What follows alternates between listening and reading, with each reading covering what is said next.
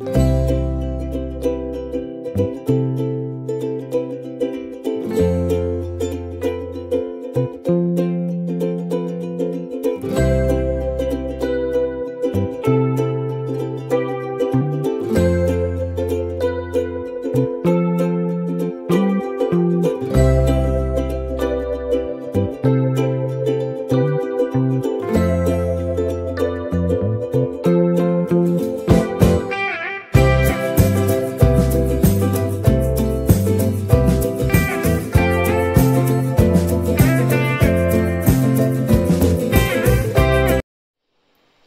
खूप छान अशी बुंदी तयार झालेली आहे, वातळी अजिबात नाही झालेली आहे। हे बघा, हे बघा,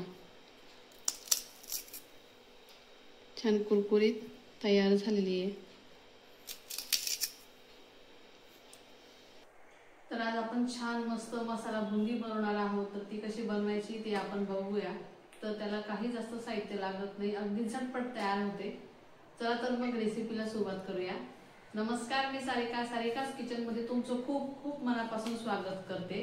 तर मी बनवलेल्या रेसिपी कशा वाटतात त्या कमेंट करून सांगत चला। व्हिडिओला लाईक करा, शेअर करा आणि चॅनलला सबस्क्राईब करा। चला मग रेसिपीला सुरुवात करूया।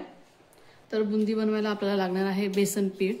तर मी हे इथे रेडीमेड बेसन पीठ वापरणार आहे।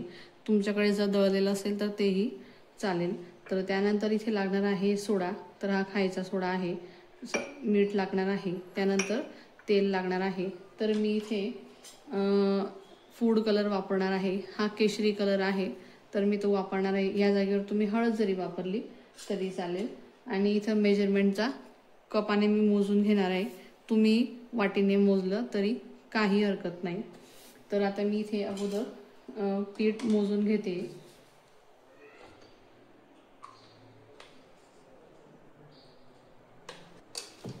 तर हे असे मी 2 कप घेणार आहे।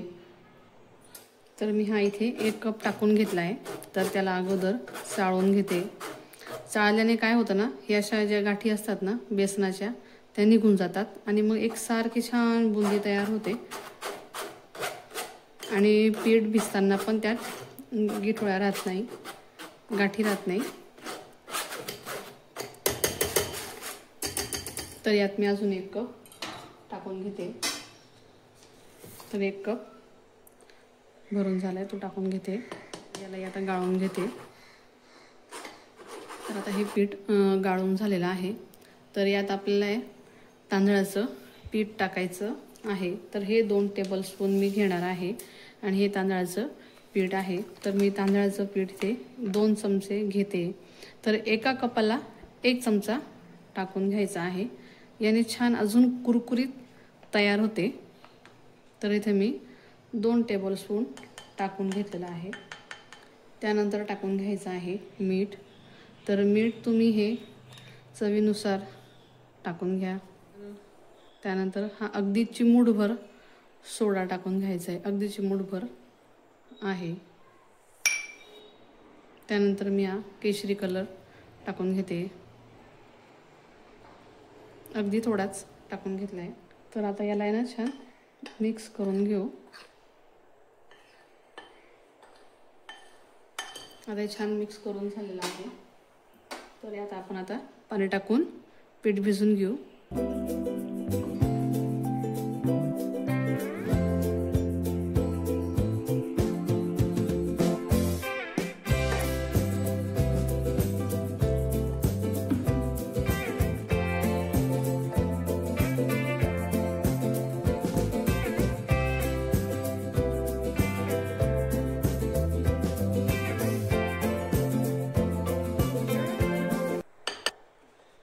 कारण जास्त पातळ व्हायला नको आणि जास्त घट्टही नको आहे।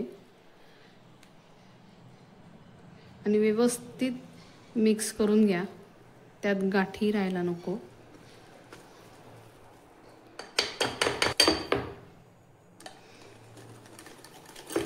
तर याला छान फेटून घ्यायचं। जेवढं तुम्ही याला फेटणार ना तेवढी बुंदी पण छान फुलून येईल। म्हणून याला जेवढं फेटता येईल तेवढं फेटायचं। आणि यात आता टाकून घ्यायचं आहे तेल। 1 टेबलस्पून एवढं मी टाकून घेतलेलं आहे. आता याला पुन्हा व्यवस्थित मिक्स करून घ्यायचं आहे आणि छान फेटून घ्यायचं आहे.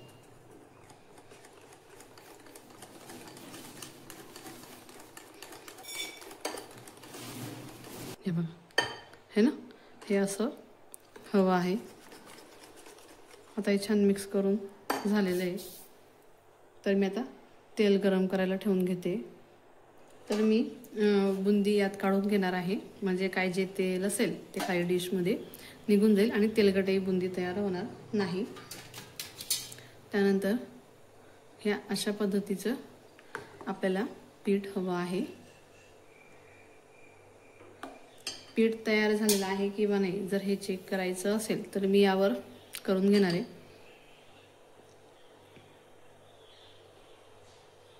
तर असं यावर टाकून घ्यायचं आहे. हे बघा, या अशा पद्धतीने खाली पडतंय, याचा अर्थ पीठ आपलं तयार झालेलं आहे. हे चेक करून घ्यायचं आहे. तर आपण आता छान बुंदी तयार करून घेऊ. तर तेल छान तापलेलं आहे, त्यामुळे मी गॅस कमी करून ठेवलेला आहे.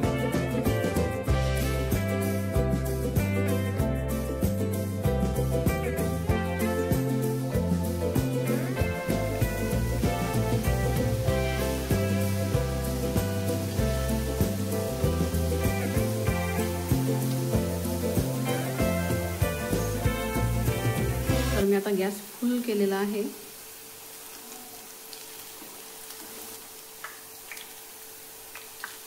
तर किती छान बुंदी तयार झालेली आहे. जर तुम्हाला पातळ वाटत असेल आणि बुंदी व्यवस्थित पडत नसेल तर तुम्ही त्यात आहे ना अजून थोडं बेसन पीठ टाकून थोडं घट्ट करून घ्या. हे बघा, मस्त अशी बुंदी तयार झाली. तर मी आता काढून घेते.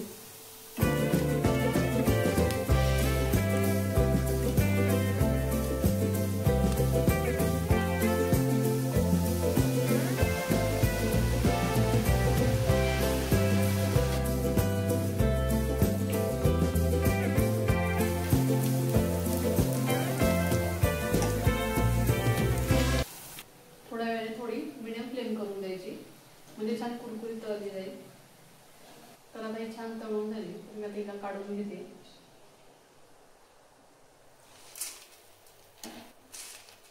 तर मी ना 2 प्रकारची बुंदी बनवलेली आहे आणि जे खरं आहे तेच तुम्हाला सांगते. तर जी ही मी बुंदी बनवली आहे, हे बघा, जाड बारीक आहेत, हे ना. बुंदी तर पडली पण त्यात त्याचे बारीक बारीक बुंदी पण तयार झाली. ती जास्त आहे याच्यात, ते मी ह्या चमच्याने बनवलेली आहे. आणि यातली बुंदी तुम्ही बघू शकता की साईज पण छान फुललेली आहे, एकसारखी आहे, गरम एकसारखी पडलेली आहे. तर मी ही आपली जी पोहे गाळायची चाळणी असते त्याने पाडलेली आहे. तर मी तरी सांगेल की तुम्ही या गाळणीने बुंदी तयार करा. तर ती कशी झालेली आहे मी ते पण तुम्हाला दाखवते. ही बुंदी बघा आणि ही बुंदी बघा, खूप फरक आहे, हे ना. म्हणून मी तरी सांगेल की तुम्ही ह्या चमच्याने नकाच करू. तर ते मी कशी बनवली ते तुम्हाला दाखवते. तर हे बघा, ही आपली जे आपण पोहे भिजवतो, मी तर याच्यात पोहे भिजवते, तर ही ती गाळणी आहे. आता मी गॅस फुल केलेला आहे, म्हणजे तेल पण छान तापेल. तर मी थोडं असं धरते म्हणजे तुम्हाला खाली पडताना दिसेल. तर हे बघा, हलकंसं पीठ टाकायचं याच्यावर आणि खाली ना पडू द्यायचे व्यवस्थित, बरोबर एकसारखे पडतात ते.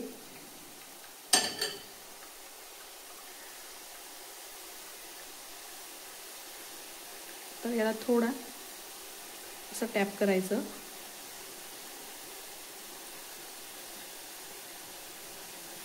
आता मी याला साईडला ठेवते. किती छान आणि मोठ्या साईजमध्ये बुंदी तयार झालेली आहे. हे बघा, मोठ्या साईजमध्ये बुंदी तयार झालेली आहे. म्हणून त्या मोठ्या गाळणीनेच तुम्ही बुंदी तयार करून घ्या. हे बघा, खूप छान आणि मोठी अशी तयार झालेली आहे. हे बघा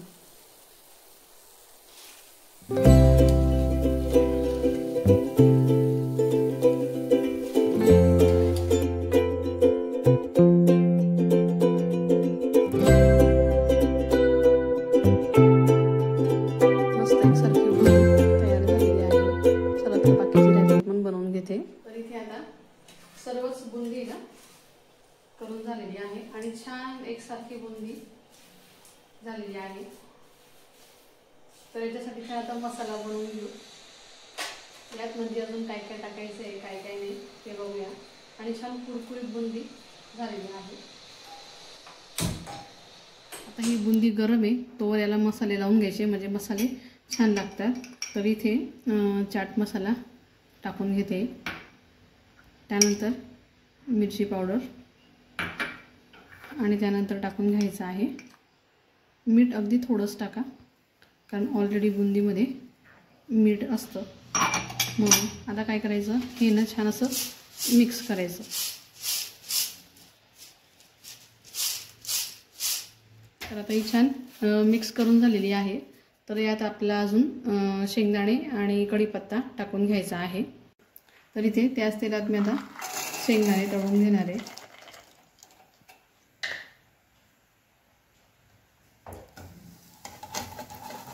तर तुम्ही थोडी ना खोल कढई घ्या म्हणजे छान शेंगदाणे छान असे शेंगदाणे टाकून घ्यायचे. आता कढीपत्ता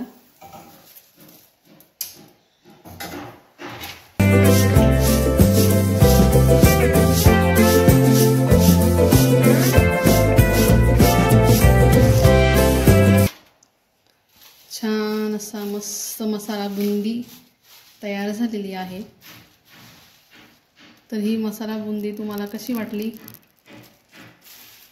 हे बघा खूप छान झालेली आहे.